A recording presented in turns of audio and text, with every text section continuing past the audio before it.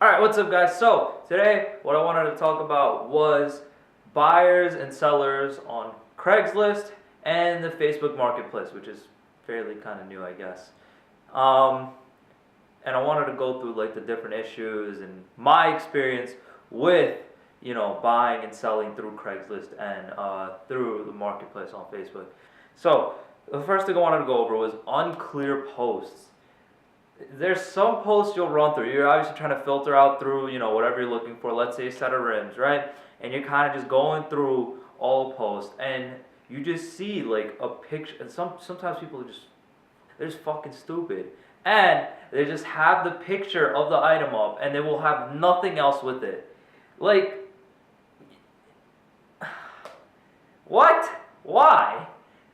Like, let's say a set of rims, right? They have the picture of the rims, like one or two pictures, right, on the car, off the car, whatever it may be. But there's no like description. Maybe there's like one sentence, like, oh, a set of rims for sale, yada yada. Like, that doesn't help me as a buyer out so much, because I want to know a few different things. I want to know what condition they're in, what's the specs on them, all that stuff, if there's tires or not, or if they're even still available. And, you don't provide that. Like, okay, yeah, I understand I'm probably going to have to hit you up for it, but I kind of want to avoid the least amount of interaction regardless with people going through here. I just want to, buy, sell, and that's it. Now, let's say you do find the product, and, it does have a few things listed on, and you're like, okay, this looks pretty fine. Now you go and hit them up, and now you're about to ask a few questions, obviously, some of the obvious ones, like, okay, what's the condition? Do you have any more pictures of it if they didn't have enough? What time are you available, yada yada, and you try and fluctuate the price, flex with the price, obviously, right? And sometimes these people just don't know the answer for what they're selling. Like, I don't understand. Like, okay, let's say it's a set of ninjas. They didn't have the model name up, and they're like, oh, I don't know what model name it is, or I don't know what the width of the rim itself is. I'm like, most of the time it's there. And obviously I'm kind of like putting it narrow towards rim perspective, but this could go for tires, for bumpers, for like any sort of car part that people will not know what they're trying to sell. They just want to sell it, and that really does piss me off. Now, sometimes people also have the wrong product information put up. I'm going to be honest with you, and this was partially my fault too. I bought a set of rims in between selling the other ones that I had on last year, if you saw it, and these that I do not have on. And I bought these rims thinking, okay, they are this brand, and that I'll be fine with it. I also like saw it, and I didn't like the style at the time either. I'm like, okay, you know what? I'm just gonna let it go. But he listed them up under the wrong name. I think he added the extra name just to kind of throw people off. So I was like, all right, I saw the tag of the rim inside after buying it, which was my own fault for not seeing it before. But why do you have to lie about it? Why do you have to, put up the wrong information? Just put up the right thing. Somebody will end up buying it. And that was really it with that. I ended up selling it afterwards, and that was it with those rims. And yeah, that was something else. I didn't make a fight with them, obviously. I'm like, all right, whatever, I'm just gonna resell it.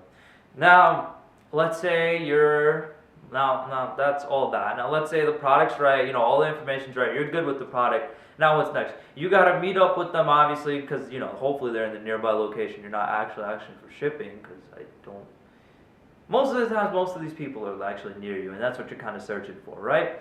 So now the next part is meeting up with them, working with your schedule, whether you go to school, work, whether they go to school, work, whatever it may be, and trying to work out, how you're supposed to meet up with them. So obviously you give them a set of date or times, whatever it may be, buyer or seller, and you're like, okay, we'll meet up on this day and time. Sometimes that interaction goes really smoothly. Sometimes you go to a shop, and they're obviously going to be there all day at this time. And then sometimes it's a private seller, and they kind of you have a specific time frame. That really does piss you off. But, it is what it is. People are busy, that's that. Now, you meet up, you set the time, that's done. You get to that day, you get to that time, you're hyped, you're about to pick up whatever it may be, the new bumper, new rim.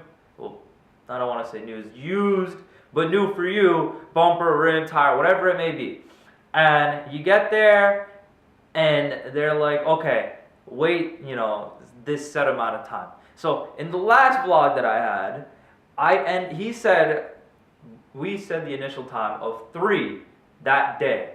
I got there at 3 exactly.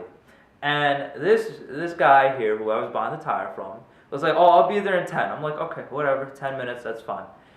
And then 10 minutes goes by. I'm like, okay, I'll be a little bit more lenient. I give him about 20 right before I say anything. And I'm like, okay, 20 minutes have passed, what's up?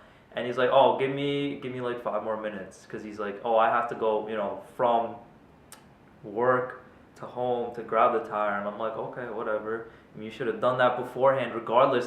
Like, coming here, we already set the time, right? YouTube. Okay, so we just got the tire after waiting about 40 minutes for this guy to pop up here. And then another 20 minutes passed. We're 40 minutes in, and he's like, all right, I'm 2 minutes out now. I'm like, I have been waiting here for 40 damn minutes for you to get your tire, for you to get to work, get home, and get the tire. Like, if you wanted 340, we could have done 340. I was free the entire day for that. And on top of that, it's garbage weather like how it was today, where it was cold and it was raining, and I was just, oh my god, I was so mad when obviously I didn't do anything, because I still did want the product. But, still, you set a time, stick to it, and be ready for it. Be punctual with it, okay? That's all. It's common courtesy with buyers and sellers, okay? So, that was that. I still end up getting it, right? Now, there's a few other instances that I've ran into where, they'll be like, okay, yeah, we can meet here. And then the day comes, and they decide to go completely MIA on you. They don't hit you up. They don't do anything. And I don't know why, but this happens specifically.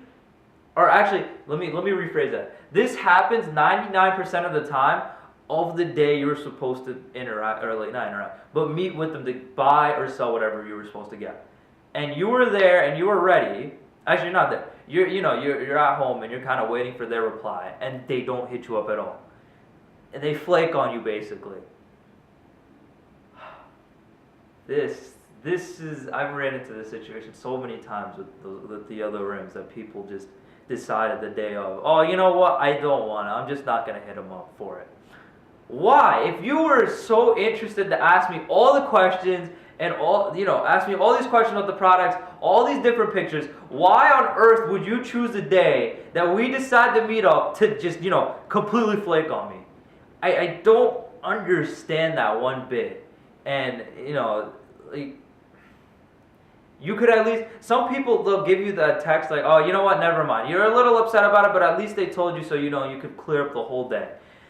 But some people, they're assholes, and they will not say a single thing about them not coming that day. And to those people, fuck you. Now, that was for that.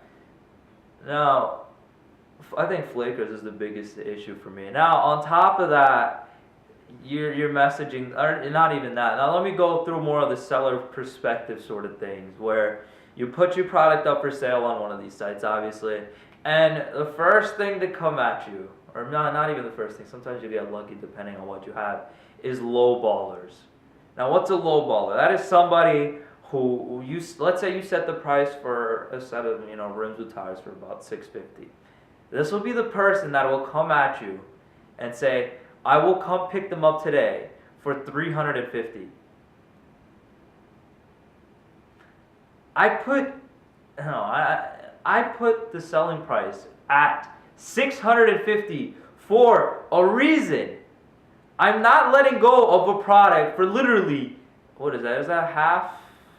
That's a little over half. A little more than half the price. Why on earth would I do that? Most of these people, they just end up getting ignored, blocked, whatever it may be. Lowballers are the worst. I get if you're gonna flex the price a little bit, like let's say 50 less, maybe 100 less, depending on how desperate they are. Obviously, you came here to look for the best deal on the product, right? That's fine and all, but that much, like, really, like 650 to maybe 300, like, why? Obviously, it's gonna be a no. But I guess people are like, it's not a no until you ask, right? Or it's always a no till you ask, right? That's that just blows my mind. But I think that's really it. It is still a great place to buy and sell your products. Obviously, you're looking to make a quick sell, and make it local. You don't want to ship it anywhere. Then yeah, it's a great place. You're looking to buy something for cheaper, and in almost brand new condition. Then yeah, it's a great place regardless. Just a few people here and there that kind of they're suspect and all that other stuff. I think a point that I forgot to mention with this was like people that are actually like suspect people. This isn't really correlated at this point because most of the people in the car world are actually like trying to make a profit or they're trying to buy something. So they're not gonna lead you to no suspect area. Like, oh yeah, meet me at this back alleyway behind a 7-Eleven or whatever it may be.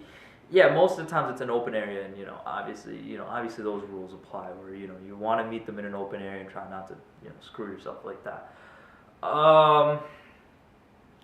But yeah, I think that's really all I had. So, if you enjoyed this sort of, I guess, rant or this style of video, leave a like, subscribe, all that good stuff. I've made the most crazy sort of, I'm going to call it a ghetto tripod thing to even try and record it like this. And I'm probably going to have like a picture somewhere put up of it. But yeah, if you liked it, like and subscribe, and I will catch you guys in the next video. I will see you guys later.